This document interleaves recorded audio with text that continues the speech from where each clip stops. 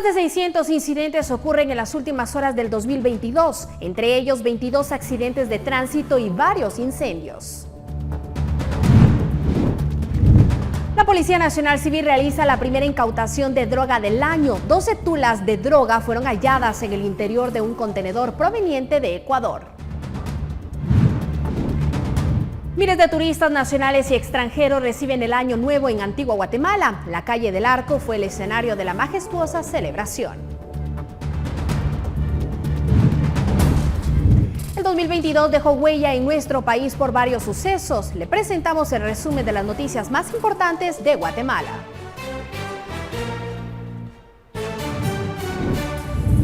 La comunidad católica está de luto. Muere el sacerdote alemán Joseph Ratzinger, el Papa emérito Benedicto XVI.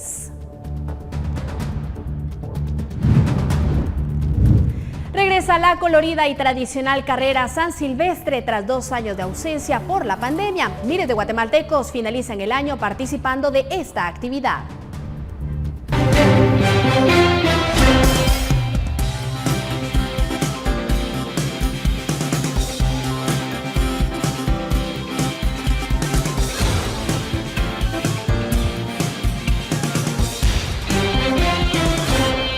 Buenas noches, bienvenidos a la emisión dominical de Noticiero Guatevisión. Mi nombre es Pamela Valdés y para mí es un gusto compartirles las noticias más destacadas.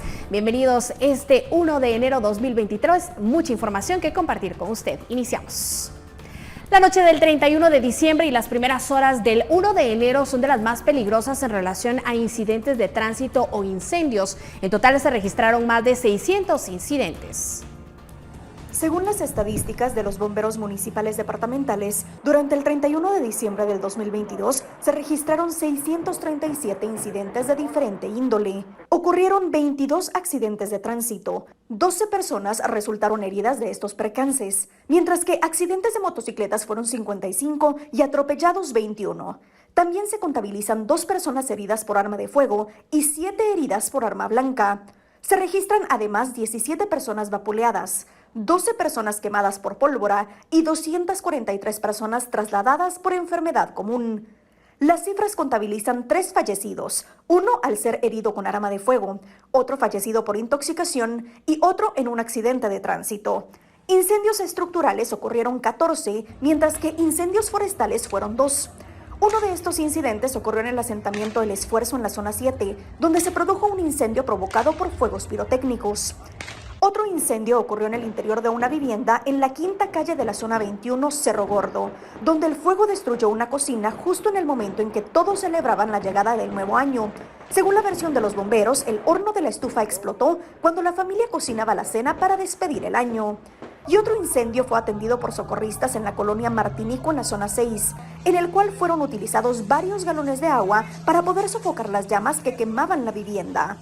En una fiesta que se llevaba a cabo en la calle Chichicastenango Jocotales, en la zona 6 capitalina, se produjo una balacera que dejó a 2 personas heridas, uno de 16 años y el otro de 21, quienes fueron trasladados al Hospital General San Juan de Dios. Los bomberos estuvieron alerta por varios minutos, pues otras personas huyeron del lugar heridas. Y en San Pedro Yampuc hubo otro ataque armado en donde quedaron fallecidas 2 personas y una mujer fue trasladada a un hospital con varias heridas. Para Noticiero Guatevisión, Paula Osaeta. La Subdirección General de Análisis de Información Antinarcótica de la Policía Nacional Civil detuvo un contenedor en Puerto Quetzales, Cuintla, proveniente de Ecuador, que trasladaba droga, siendo esta la primera incautación del año. Agentes de la policía, junto a varios fiscales del Ministerio Público, hicieron la inspección y encontraron 12 tulas con 436 paquetes que dieron positivo para cocaína y que eran transportados en bolsas negras que habían sido colocadas dentro de cajas de productos. El viernes último había trascendido la información de que el diputado José Armando Ubico Aguilar había sido capturado en Nicaragua luego de darse a conocer que el Ministerio Público había hecho la solicitud de retirarle la inmunidad el pasado 28 de diciembre. Hasta el momento no se ha confirmado esta información. Por el momento, Migración confirmó que Ubico salió del país el pasado 18 de diciembre. Lo hizo por vía terrestre hacia El Salvador, siendo su último movimiento migratorio en Guatemala. La solicitud de antejuicio es por posibles vínculos vínculos con redes dedicadas al narcotráfico y responde a una petición de la justicia de Estados Unidos, país que busca investigar esa supuesta vinculación con el crimen organizado.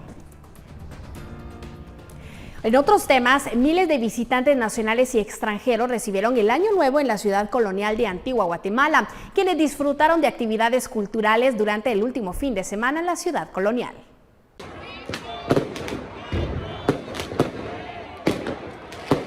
La Antigua Guatemala fue elegida por miles de turistas, extranjeros y nacionales para culminar el año 2022. El Ayuntamiento de Antigua realizó actividades culturales y artísticas para que las familias y amigos pudieran disfrutar del último fin de semana del año. La reconocida calle del Arco fue el escenario en el que se llevaron a cabo las presentaciones artísticas y donde los visitantes bailaron al compás de las notas musicales de la marimba. Es la primera vez que venimos a Guatemala, sobre todo Antigua, nos ha encantado. Una amiga nos lo recomendó, venir a pasar el Año Nuevo acá, despedirlo, y ha sido una belleza, todo lo autóctono, las marimbas, todo ha sido excelente. Es una experiencia inolvidable, es una experiencia diferente a todo lo que hemos vivido anteriormente. Antigua se destaca por tener algo diferente para el Año Nuevo. Antigua se caracteriza por ser uno de los destinos turísticos con mayor demanda de visitantes, pues ofrece una amplia gama de hoteles, gastronomía y entretenimiento para toda la familia. Aquí gozando, finalizando el año y esperando el 2023 con mucha salsa, con mucha marimba que caracteriza a nuestra querida patria Guatemala. La plaza y el parque central fueron abarrotados durante los últimos minutos del año por miles de personas, en su mayoría extranjeros, quienes esperaban el conteo que le diera la bienvenida al Año Nuevo.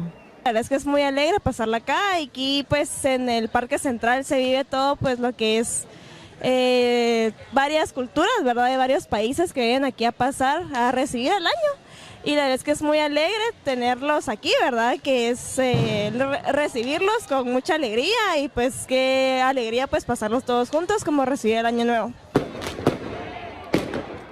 Entre gritos, cohetillos, juegos artificiales y un ambiente de hermandad, sin importar la nacionalidad, dio inicio el 2023, en el que la paz y la ilusión de un mejor futuro fueron algunos de los deseos. Que elijamos un buen presidente, que ya se vienen las elecciones presidenciales, ¿verdad? Y que pues ya no haya corrupción en el país y menos desnutrición. Pues paz, armonía y felicidad. Durante la medianoche frente al Palacio del Ayuntamiento, los visitantes se quedaron con la expectativa de la ya tradicional iluminación que enmarca el cambio del año, que por algunos problemas técnicos no fue posible hacerse. Sin embargo, esto no fue un impedimento para que continuara la celebración de bienvenida al Año Nuevo. Reportó para Noticiero Guatevisión, Emi Sánchez. En Cobán se volvieron a iluminar las gradas del Calvario, donde decenas de personas acudieron. Esta es una tradición de más de 20 años. 22 años suma la iluminación de las gradas del Calvario de Cobán, donde se reúnen familias para disfrutar de un verdadero espectáculo. Hemos superado las 2.500 veladoras que habíamos pedido de corazón. Casi llegamos a las 3.000 velas, con vasitos, sin vasitos. Son cientos y cientos de personas que están viviendo, lo están llevando en su corazón, abandonar el 2022 y darle la bienvenida al 2023. Muchas personas han disfrutado de este evento, siendo único en su clase en el departamento, razón por lo que los lugareños no dudaron en llegar al lugar y disfrutarlo. Sin duda alguna, para todo Cobán, Alta Verapaz y Guatemala, poder ver este espectáculo maravilloso, única vez al año, siento que es una experiencia única, ya que más de una cantidad inigualable de veladoras que hoy se pone en manifiesto el talento, así como también de manifiesto la cultura y tradición en Cobán. Me parece una actividad bastante linda, magnífica, inolvidable. Vemos los rostros de las personas que están muy felices, satisfechos. La verdad que quiero felicitar a las personas que pues se unen a hacer esta actividad. Este año reunió a decenas de familias que disfrutaron en el Calvario de un evento que por la pandemia no se había podido hacer, pero que ahora regresa y vuelve a brindar ilusión a los más pequeños. Para Guatevisión, Elio Nuila. Miles de guatemaltecos viajaron al interior del país este fin de año. El peaje de Palín-Escuintla reportó mayor afluencia. Este es el reporte que preparó Andrea Domínguez. Muchas personas desde horas de la mañana ya se encontraban regresando a sus hogares este 1 de enero con el objetivo de comenzar ya este lunes a reincorporarse a sus labores del día a día. En el peaje Palín-Escuintla fue notorio el movimiento que se pudo observar con miles de vehículos retornando. Se tenía previsto que entre 28 y 30.000 vehículos pasaran por este lugar y sería este 1 de enero cuando la carga vehicular se intensifique, principalmente por aquellos que están retornando a sus hogares. Bastante movimiento, más movimiento que los 2 años atrás, va. Ahorita ya, gracias a Dios, pues ya las ventas están bien, va, gracias a Dios ya estamos vendiendo, está subiendo más turismo. Después de los primeros casos de COVID-19 y las subvariantes que se registraron en 2020, este ya sería un año en el cual se retornó a la normalidad, según ha señalado el sector turístico, que tenía previsto un derrame de al menos 300 millones de quetzales para estas fiestas de fin de año. Al año de la pandemia, no, ya se está viendo un poquito más, sí.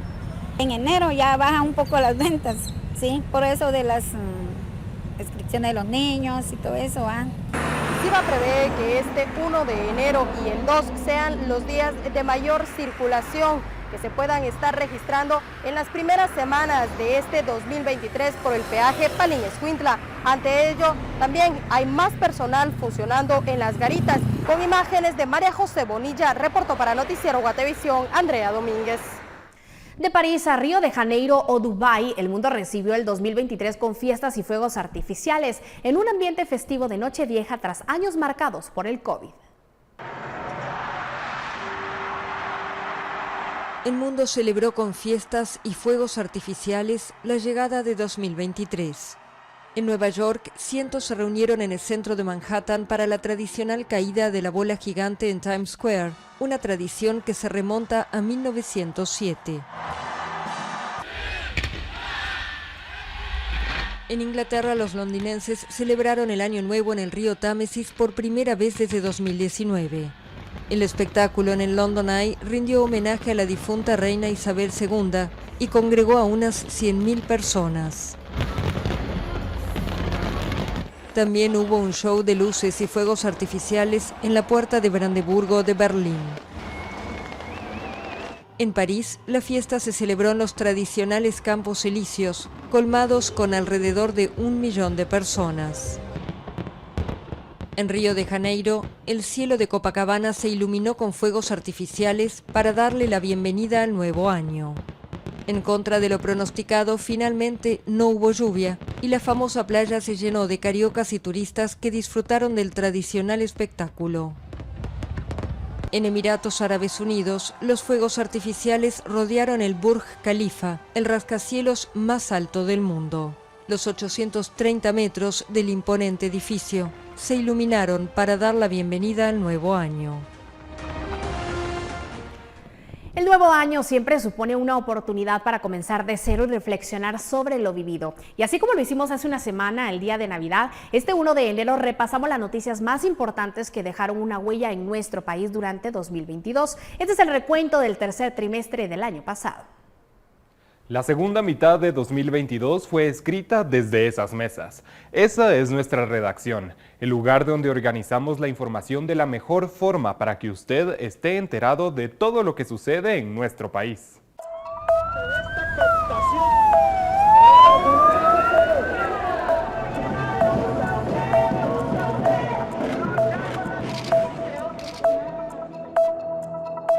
Julio comenzó de luto. El primer día del mes, el Instituto Nacional de Ciencias Forenses, el INACIF, reveló las causas de la muerte de Nelson Villatoro Escobar y Jocelyn Chacón Lobo, una pareja de esposos conocidos como Charquito y Chispita, quienes se ganaban la vida haciendo espectáculos como payasos.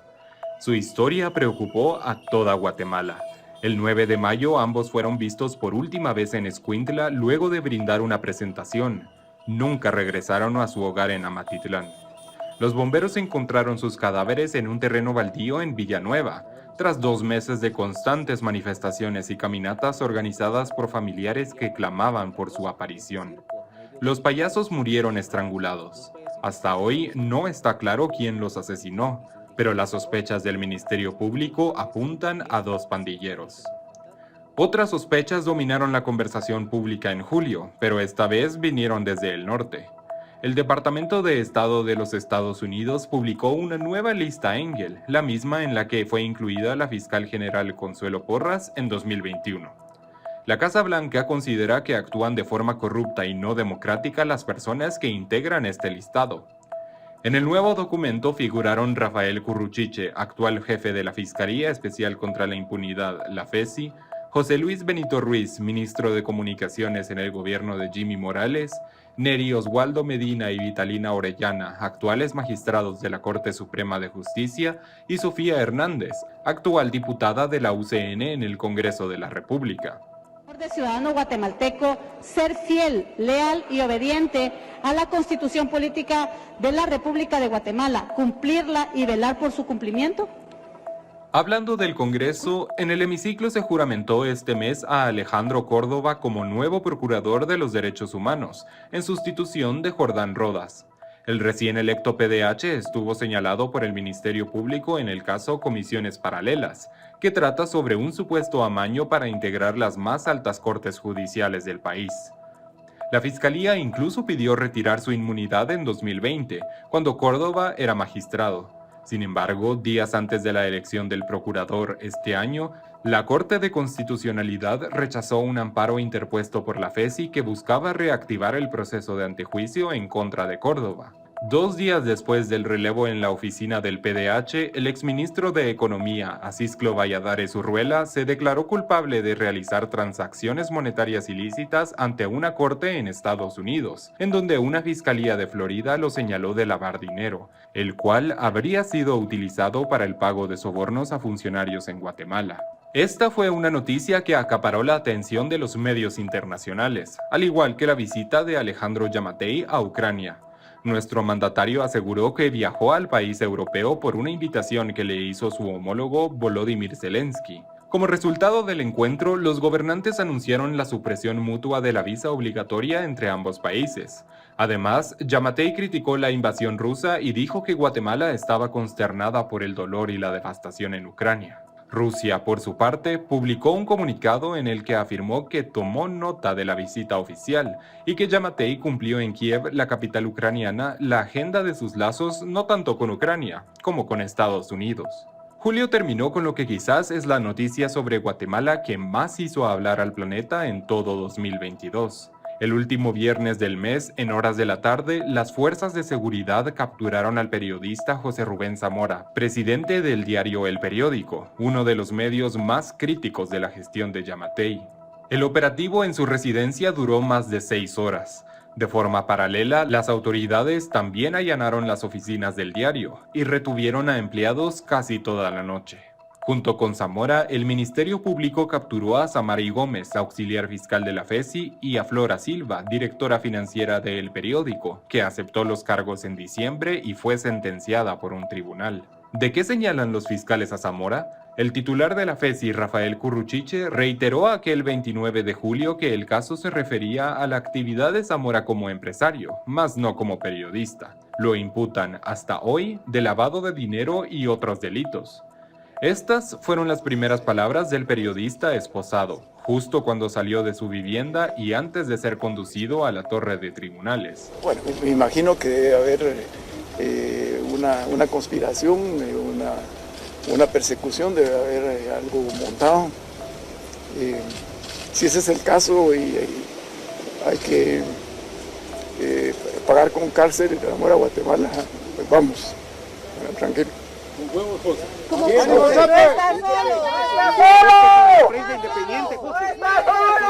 La captura de Zamora provocó repudio a nivel internacional.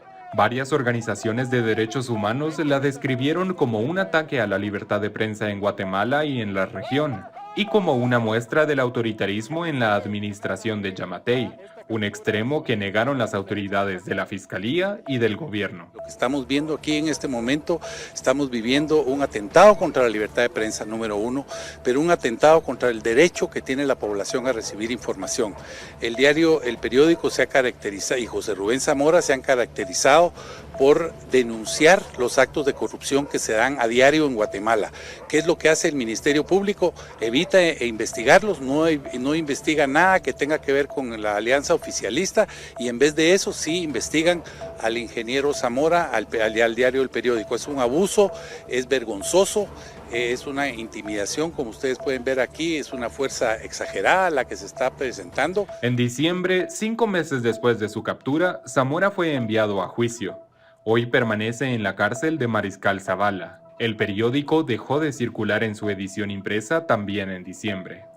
En agosto resurgieron las noticias relacionadas a la salud. El ministerio confirmó el primer caso de viruela del mono en el país, una enfermedad originada en África que se expandió rápidamente en todo el mundo desde abril. La primera infección en Guatemala se registró en un hombre de 31 años residente de la capital, que tuvo contacto con un grupo de extranjeros en Antigua. Hacia el final del mes continuaron las noticias políticas. Jordán Rodas, luego de dejar su puesto como procurador de los derechos humanos, salió del país rumbo a El Salvador. En los últimos meses de su gestión fue cuestionado por diputados oficialistas del Congreso por el manejo de los recursos financieros de la PDH. A partir de este momento dedicaré mis esfuerzos a varios compromisos y retos profesionales, razón por la cual estaré fuera del país durante algún tiempo, publicó Rodas en su cuenta de Twitter el mismo día de su partida.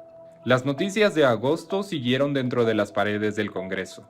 El 23 del mes, una comitiva de los 48 cantones de Totonicapán permaneció todo el día dentro del legislativo para presionar a la junta directiva a que no agendara una iniciativa de ley sobre fuerza pública en las sesiones parlamentarias de la semana. Expertos y otras entidades aseguraron que de aprobarse, el proyecto legal podría facilitar la represión de protestas ciudadanas. Al final de la jornada, los 48 cantones recibieron un documento en el que algunos congresistas de la directiva prometían que la iniciativa quedaba engavetada y que no iban a programar su discusión. En la gaveta también quedaron este año otras 2 leyes polémicas que intentó aprobar el Congreso. Una de ellas fue la del Superministerio de Ambiente, que buscaba cerrar varias instituciones que velan por el medio ambiente en el país y concentrarlas en una sola.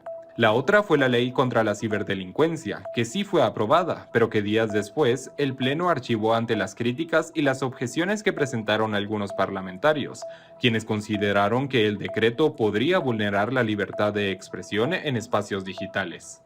El mes terminó con otra noticia que dio de qué hablar, la presentación de la marca País. Con el eslogan de Guatemala asombrosa e imparable y un logo que simboliza una letra G estilizada en colores morado, fucsia y rosado, la marca busca que una gran cantidad de instituciones gubernamentales y sectores productivos la utilicen para fomentar el turismo y atraer inversiones a Guatemala.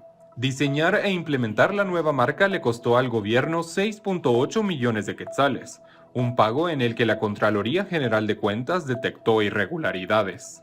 Impuso una multa de 7.300 quetzales a 6 funcionarios del Instituto Guatemalteco de Turismo, el INGUAT, por requerir la contratación de la empresa para hacer la marca sin planificarlo en el plan anual de compras del año. Guatemala se volvió a vestir de negro en septiembre, esta vez por una tragedia ocurrida en Quetzaltenango justo para los festejos por los 201 años de independencia. Durante la salida de un concierto privado ocurrió una estampida humana que le robó la vida a 9 personas, entre ellas 3 menores de edad. Y todos se vinieron encima. A mí me jalaron y hasta un tenis nada más ando y me dieron otro. Mi mamá quedó debajo, mi hermanita está abajo, mi otra amiga está abajo y las otras también.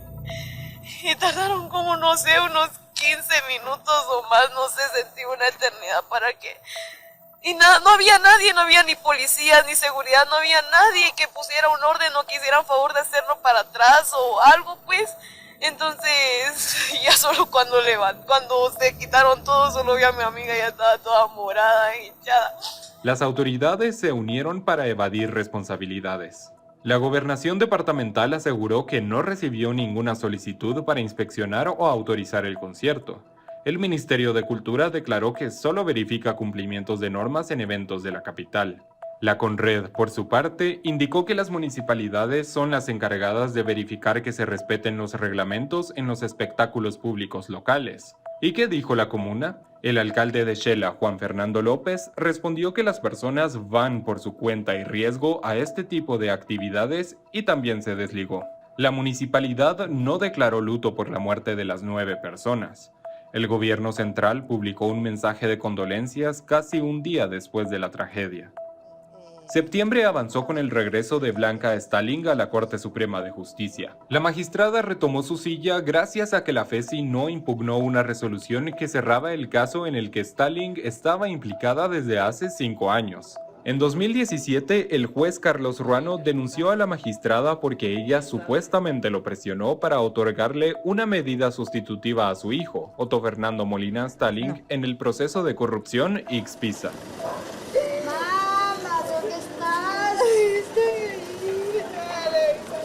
2022 quizás sea recordado como el año de las cavernas. Así lo confirmó el 24 de septiembre, cuando la temporada de lluvias, la cuarta más alta en los últimos 40 años, formó un nuevo socavón en Villanueva y se tragó parte de la calzada Concepción. 2 cavernas inhabilitaron el paso que hasta hoy permanece cerrado y que según la programación de la comuna volverá a ser abierto hasta febrero de 2023. Esta es una de las imágenes que más impactó a Guatemala de la noticia. El momento en que las autoridades retiran del hundimiento uno de los vehículos que cayó al vacío, a 30 metros de profundidad, y que contenía los cuerpos de 2 mujeres que viajaban por la carretera cuando la tierra se abrió. Ambas eran originarias de Totonicapán. Sus nombres eran Olga Emilia y Helen Michelle, madre e hija, de 38 y 15 años, respectivamente.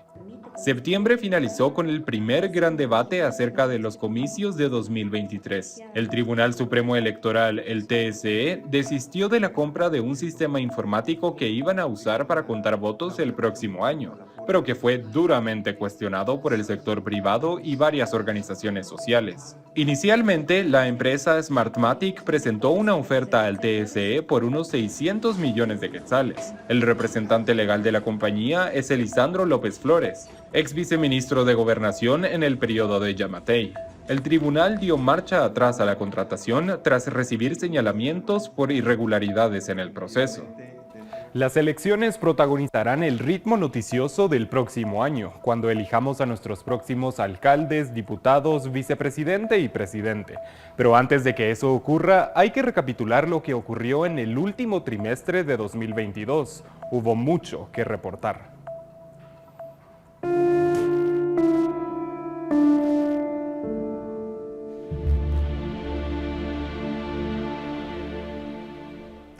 El 2022 terminó con la partida de otra figura conocida a nivel global. La comunidad católica está de luto por la muerte del sacerdote alemán Joseph Ratzinger, mejor conocido como el Papa Emérito Benedicto XVI. Benedicto XVI murió este sábado 31 de diciembre en la Ciudad del Vaticano, donde residía desde su histórica renuncia al pontificado en 2013. Con pesar, doy a conocer que el Papa Emérito Benedicto XVI ha fallecido a las 9:34 horas en el monasterio Mater Ecclesiae del Vaticano, dice la nota oficial. Tutti voi una preghiera speciale. La preocupación por el estado de salud del Papa y teólogo alemán surgió el miércoles 28 de diciembre, cuando su sucesor y actual jefe de la Iglesia Católica, Francisco, reconoció que estaba muy enfermo y pidió una oración especial a los fieles que asistían a su audiencia general. La salud de Benedicto se había deteriorado en los últimos días, aunque el Vaticano indicó el viernes 30 que se hallaba en condición estable y que había participado el jueves en la misa celebrada en su habitación del monasterio vaticano.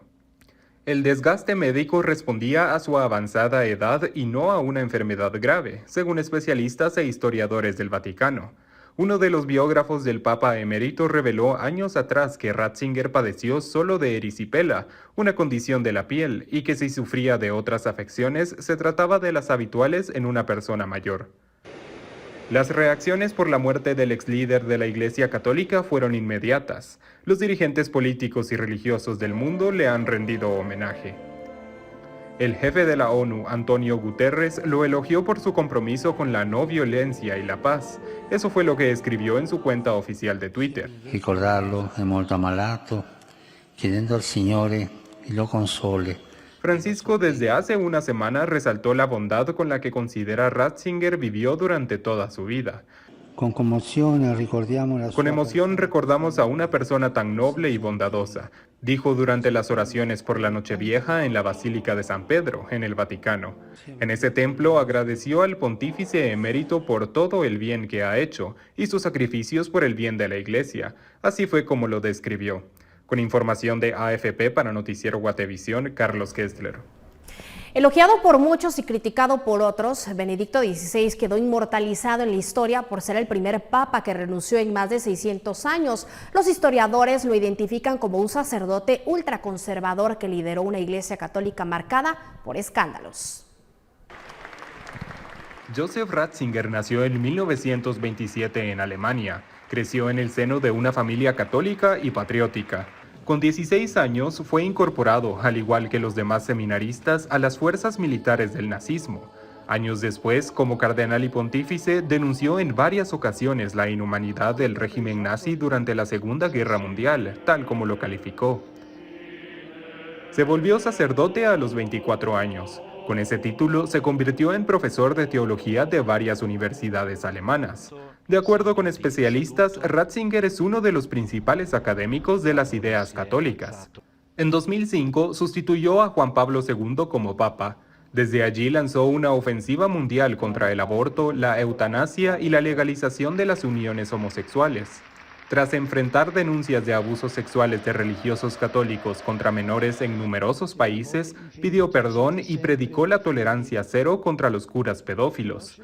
Fue, además, el primer papa que se reunió personalmente con las víctimas. En su periodo también afrontó el escándalo del Batilix, como se conoce la filtración en 2012 de documentos confidenciales a la prensa italiana, que evidenció las intrigas y divisiones en el gobierno de la Iglesia Católica. Además de ser el primer papa alemán de la era moderna, Ratzinger será recordado por renunciar a su cargo tras 8 años de estar al frente de la Iglesia Católica. El 11 de febrero de 2013, a los 85 años, anunció sorpresivamente su renuncia, alegando falta de fuerzas para la tarea. En 2012, un informe de la Iglesia alemana lo acusó de haber encubierto 4 casos de abusos sexuales contra niños cuando era arzobispo de Múnich, entre 1977 y 1982. En aquel entonces, Ratzinger salió de su silencio para pedir perdón y aseguró que nunca encubrió a ningún abusador. Con información de AFP para Noticiero Guatevisión, Carlos Kessler. El Papa Francisco inauguró este domingo el año 2023 con un homenaje al amado pontífice emérito Benedicto XVI, fallecido el sábado y cuyo funeral presidirá el próximo jueves en el Vaticano.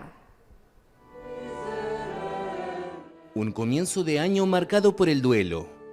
El Papa Francisco inauguró el 2023 con un homenaje al pontífice emérito Benedicto XVI, fallecido el sábado. Hoy encomendamos a la Santísima Madre, el amado Papa emérito Benedicto XVI, para que lo acompañe en su paso de este mundo hacia Dios. Más tarde, desde la ventana del Palacio Apostólico, con ocasión del Ángelus Dominical, Francisco hizo un minuto de silencio. El alemán Joseph Ratzinger, primer pontífice en renunciar en la historia moderna, aduciendo el declive de sus fuerzas, murió el sábado a los 95 años, tras varios días de agonía. Esta persona, elegida para un cargo tan importante, con el tiempo se dio cuenta de que ya no podía asumirlo. Su estado de salud no se lo permitía. Tuvo el valor de admitir que era incapaz de continuar con su tarea. Se hizo a un lado, ayudando cada vez más a la Iglesia, pero entre bastidores. Un papa, Fue un papa santo, un papa sabio que supo guiar a la Iglesia en su relación con el mundo. la Chiesa anche nel rapporto con il mondo. Los fieles podrán velar su cuerpo desde el lunes hasta el miércoles, en la capilla ardiente que se abrirá en la Basílica de San Pedro. El funeral tendrá lugar el jueves y será sobrio, tal como deseaba Benedicto XVI. Será la primera vez en la historia que un papa reinante celebrará las exequias de otro. En otros temas, la última porción de 2022 recibió grandes noticias de todo tipo, algunas más esperanzadoras, otras indignantes. A continuación le presentamos la parte final de nuestro resumen noticioso del año. Veamos lo que nos marcó durante el último trimestre de 2022. En Grupo Prensa Libre nos dedicamos a contar las noticias de la manera más completa, imparcial e independiente. Esos tres valores nos acompañaron en la última porción del año, que recordamos ahora.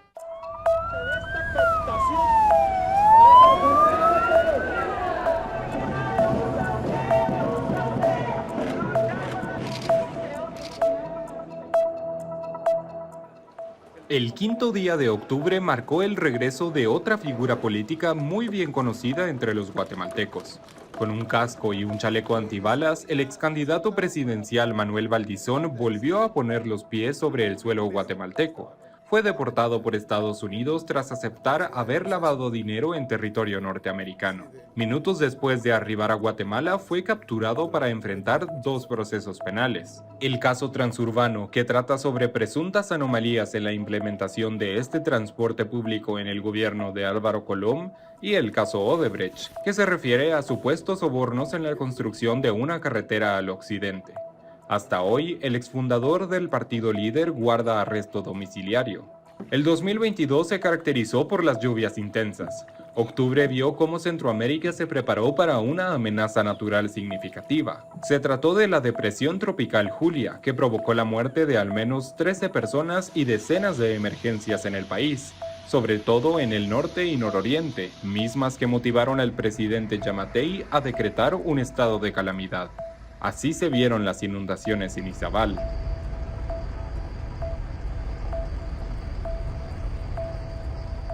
En octubre, el organismo judicial emitió otra de las condenas que marcaron historia este año. Jorge Rafael Sea fue sentenciado a pasar 50 años en la cárcel luego de que una jueza lo hallara culpable del femicidio de su esposa Luz María López Morales, una joven trabajadora del Ministerio Público cuyo cadáver quemado fue abandonado en un tragante en la avenida Simeón Cañas en enero de 2021. La verdad es que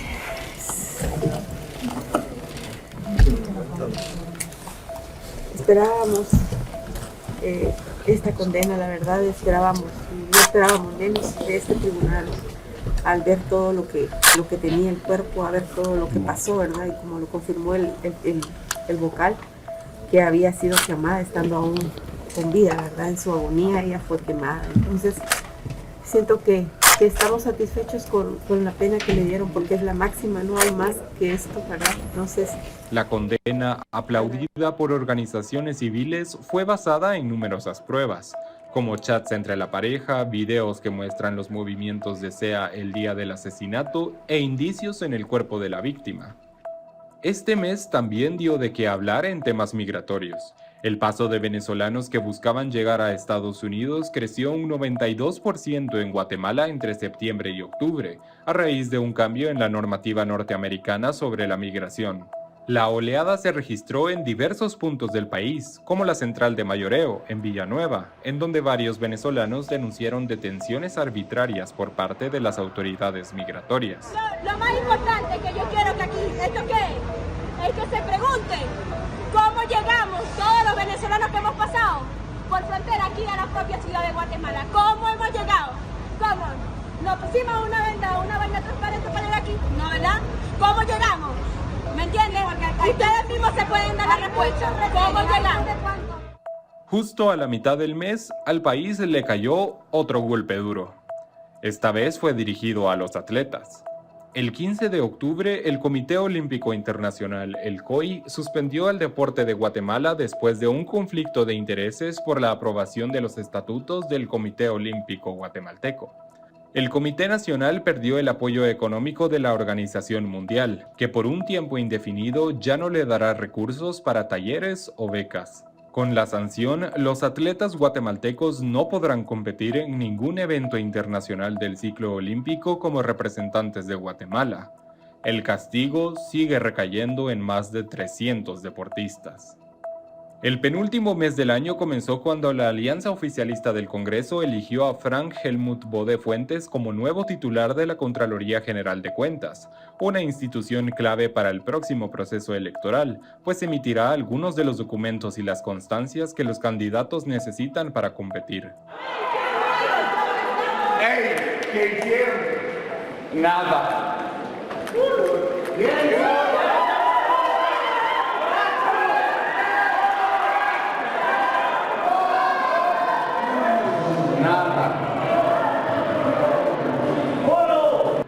El hemiciclo fue escenario de otra nota que dominó la conversación pública este mes. Durante la sesión para aprobar el presupuesto estatal de 2023, el diputado Javier Hernández, de la bancada FCN Nación, se mostró en aparente estado de ebriedad. Así caminó en los pasillos del legislativo. Días después, recibió una sanción por parte de la directiva.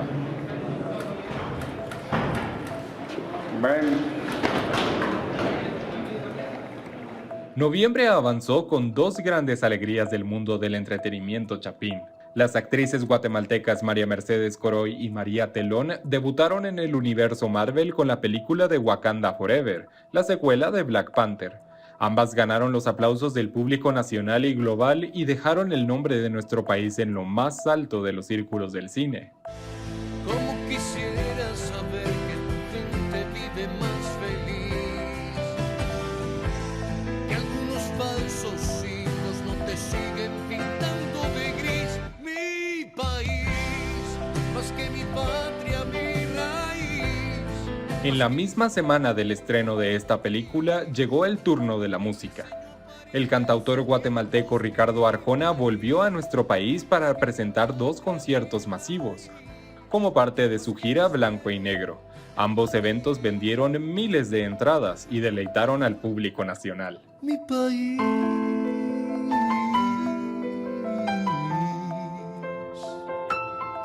mi país.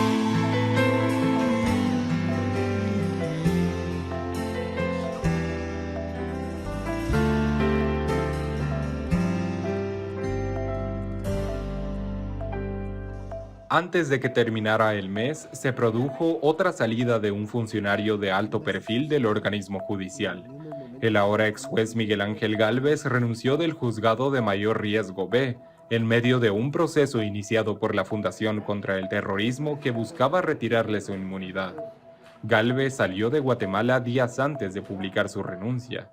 Quisiera poner de conocimiento que en estos momentos la independencia judicial está siendo manipulada y no se están garantizando los procesos como corresponde, especialmente lo que son las garantías constitucionales y el debido proceso. El ex juez sumó más de 20 años de carrera judicial y condenó a militares, pandilleros y narcotraficantes.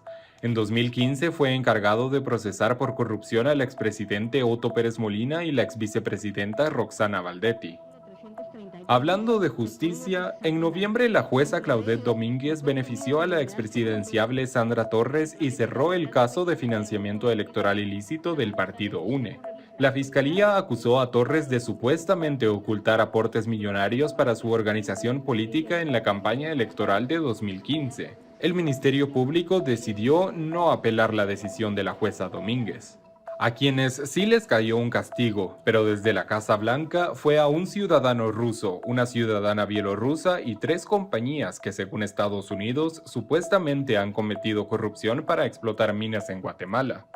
Las empresas designadas fueron la compañía guatemalteca de níquel, Prónico y Maya Níquel, que según las autoridades estadounidenses son subsidiarias de Solvay, otra empresa rusa que opera en nuestro país desde 2011. El 18 de noviembre, el Departamento del Tesoro anunció que les aplicaba la ley Magnitsky y les bloqueó sus propiedades en Estados Unidos. Como respuesta, Solvay señaló que Maya Níquel no pertenece a su grupo y que los ciudadanos europeos fueron suspendidos de sus cargos directivos dentro de la empresa. Maya Níquel señaló imprecisiones por parte del Departamento del Tesoro. Noviembre, en sus últimos días, también alegró a los guatemaltecos con 2 noticias. La primera es que despegó con éxito la misión lunar de Artemis 1, que busca establecer presencia humana en la Luna como paso previo para llegar a Marte. La misión llevó a bordo un experimento guatemalteco, una pieza que sirvió para soportar temperaturas extremas y que fue elaborada por una estudiante de la Universidad del Valle. La otra noticia despertó una pasión que permaneció dormida durante 4 años. La Copa Mundial de Fútbol de la FIFA comenzó en Qatar el 20 de noviembre, con el encuentro entre la selección anfitriona y Ecuador.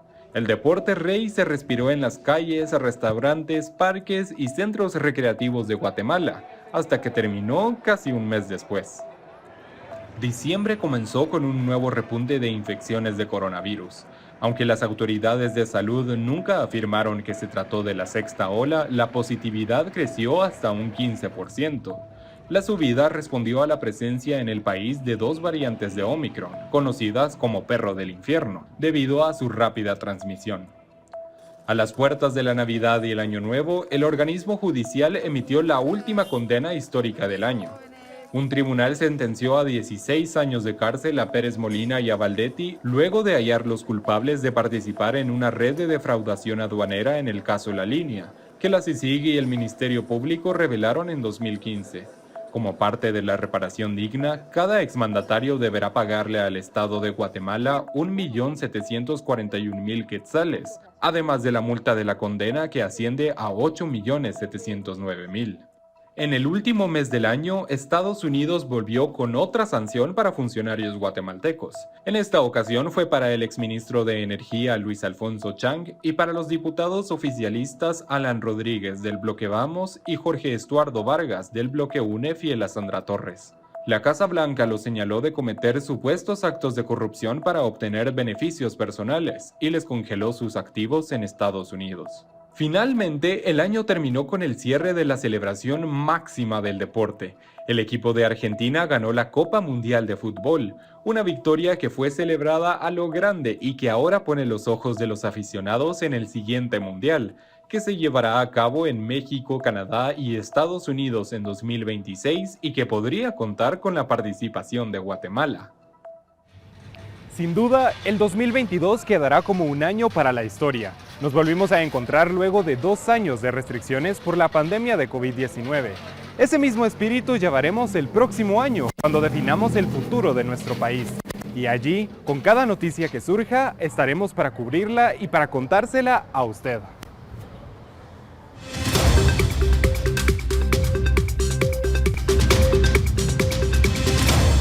Vamos ahora a noticias internacionales. El izquierdista Lula da Silva fue investido este domingo por tercera vez como presidente de Brasil, en una ceremonia en el Congreso de Brasilia marcada por la ausencia de su predecesor Jair Bolsonaro. Exactamente 20 años después de acceder al poder por primera vez, Luis Ignacio Lula da Silva, de 77 años, fue proclamado presidente junto a su vice Geraldo Alckmin, al pronunciar su compromiso constitucional. La ceremonia inició con un minuto de silencio en recuerdo del exastro brasileño Pelé y de Benedicto XVI, ambos fallecidos esta semana. Al Congreso, Lula llegó en el tradicional Rolls Royce negro descapotable junto a la primera dama. La dividida oposición de Venezuela eliminó el gobierno interino de Juan Guaidó, reconocido por Estados Unidos. Esto tras 4 años de fallida ofensiva para intentar deponer al presidente socialista Nicolás Maduro. Ya hemos visto lo que ha pasado, incluso... Fin de una era en la política venezolana. La dividida oposición eliminó el viernes el gobierno interino de Juan Guaidó, tras 4 años de fallida ofensiva para intentar sacar del poder al presidente socialista Nicolás Maduro. La decisión fue tomada por los miembros del viejo parlamento electo en 2015, que defienden su continuidad al tildar de fraudulento el triunfo del chavismo gobernante en las elecciones parlamentarias de 2020. El fin del interinato se aprobó por 72 votos a favor y 29 en contra, con 8 abstenciones en una sesión virtual. Guaidó y sus aliados calificaron la decisión como una rendición, pero el resto de la oposición señaló que no se trataba de claudicar, sino de ser realistas. El líder opositor, que se proclamó presidente encargado en enero de 2019 con el apoyo de Estados Unidos y otro medio centenar de países, ganó control de activos venezolanos bloqueados en el extranjero por sanciones contra Maduro. Sin embargo, nunca pudo asumir el poder real y el amplio apoyo internacional que tenía fue mermando con el paso del tiempo. Lo ocurrido profundiza las fracturas de la oposición venezolana. que busca hacer primarias el próximo año para elegir a un candidato único que enfrente a Maduro en las próximas elecciones de 2024.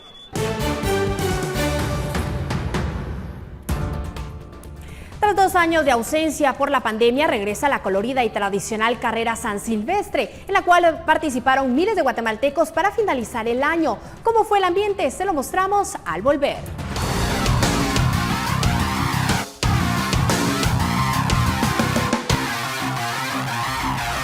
Estamos de regreso. La colorida carrera de San Silvestre, la última actividad deportiva del año, fue el escenario de la participación de familias y atletas que deseaban culminar el 2022 con una visión positiva y que desde ya esperan un 2023 lleno de éxitos. Muchos de los participantes pusieron de manifiesto su creatividad durante el recorrido de los 10 kilómetros que atraviesan la Avenida de la Reforma y de las Américas. Pablo fue uno de ellos y destacó con el mono corredor.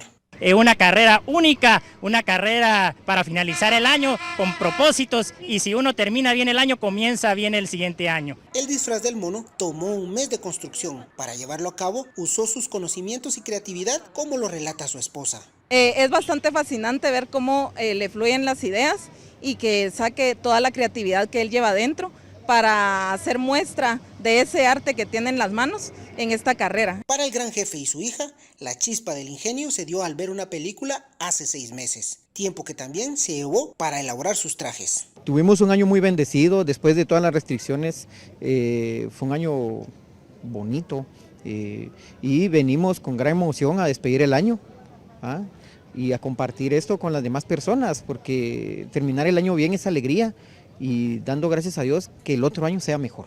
Vengo con mi papá acompañándolo en su disfraz, a hacerle compañía para cuando está corriendo. Al finalizar la competencia, los ganadores de las categorías libres masculina y femenina, José González y Viviana Aroche, agradecieron los triunfos obtenidos durante el 2022 y se mostraron optimistas con el año que viene. Bueno, una carrera bastante bonita, ya que es la última del año, con mucho ambiente, la gente pues estuvo impresionante, la verdad pues queríamos cerrar bien el año, ya que hemos participado en eventos y hoy pues se nos dio el triunfo cerrando el año con broche de oro. Pues la oportunidad de haber ganado, agradecida con todas las personas que están atrás de esto, porque claro está que no soy solo yo, es mi entrenador, mi familia. Yo creo que en el 2022 se abrieron muchísimas puertas, ¿verdad? Esperando que el 2023 sea mejor. Luis Machá, Eric Ávila y Lot Álvarez, Noticiero Guatevisión. El futbolista argentino Lionel Messi publicó el sábado un mensaje de Año Nuevo en el que recordó a su familia maravillosa, a los amigos que lo apoyan siempre y en especial a sus seguidores por el aliento que recibió al terminar un año en el que cumplió un sueño de ganar el Mundial de Qatar con Argentina. Junto a 4 fotos con su familia, su esposa y 3 hijos, Messi dijo que el 2022 es un año que jamás podrá olvidar porque el sueño que siempre persiguió por fin se cumplió. Eso no valdría tampoco nada si no fuera porque puedo compartirlo con una familia maravillosa, la mejor que se puede tener, y unos amigos que me apoyan siempre y no dejaron que me quedara en el piso cada vez que me caí, valoró el astro argentino. Llegamos al final de la emisión dominical de Noticiero Guatevisión. Gracias por habernos acompañado en este inicio de año. Nos vemos mañana con más información.